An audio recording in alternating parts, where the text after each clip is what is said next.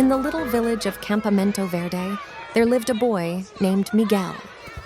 With his shiny black hair and mischievous, expressive brown eyes, lovely dimples that deepen when he smiles, he was a lively and energetic young lad.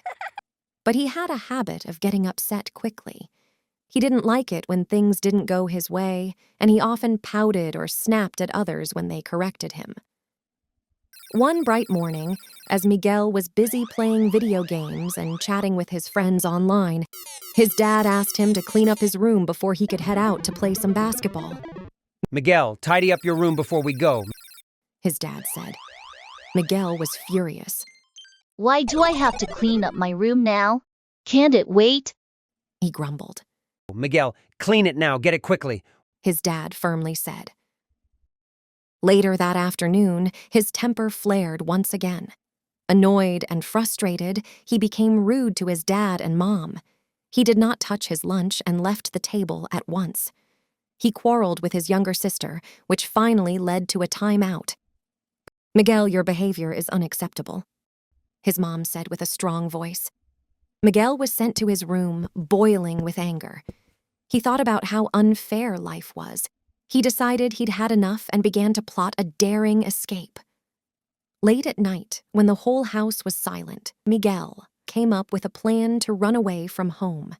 He thought about how exciting it would be to go on an adventure alone, with no one to boss him around or tell him what to do. I'll show them, Miguel whispered to himself as he packed his bag.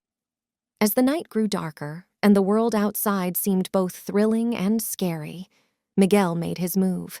He quietly climbed out of his bed, dressed silently, and took his prized wallet, which held a whole $1 he had saved up. He then crept out of his room. Walking past his baby brother's room, he stopped for a moment.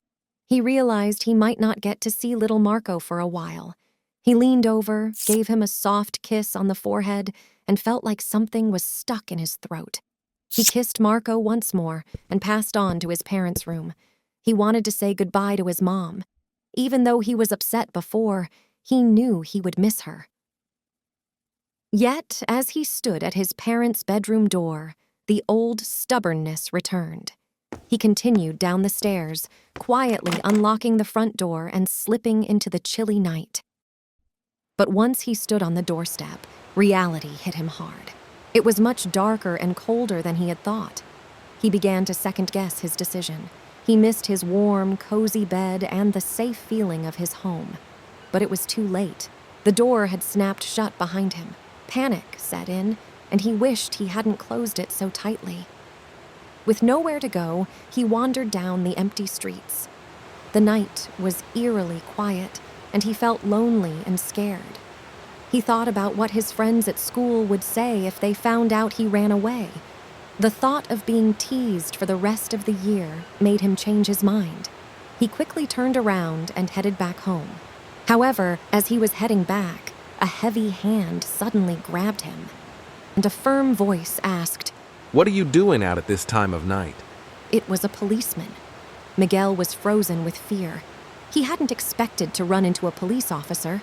He struggled to speak, and all that came out were jumbled words.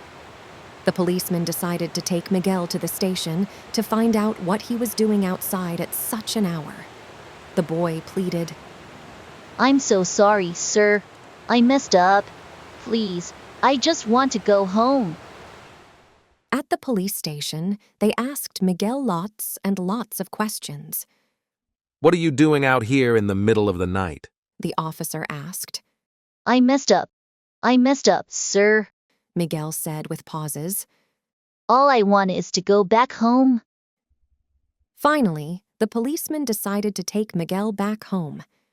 As they approached his house, Miguel felt incredibly small and foolish. He couldn't even imagine what his dad and mom would say. When they arrived, his dad, in his pajamas, opened the door, surprised to see his son with a police officer. What in the world? He started to say. The policeman explained what had happened, and then he left, smiling. Miguel rushed into his dad's arms, hugging him tightly in his pajamas and all. They didn't say much.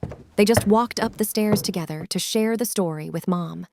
The following day, when Miguel woke up for breakfast, he found his favorite meal, hot cakes with delicious maple syrup, waiting for him.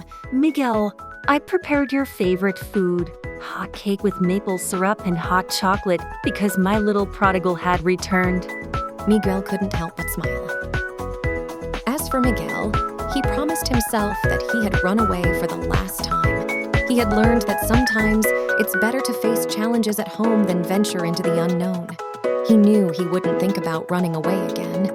Their home was where his heart truly belonged.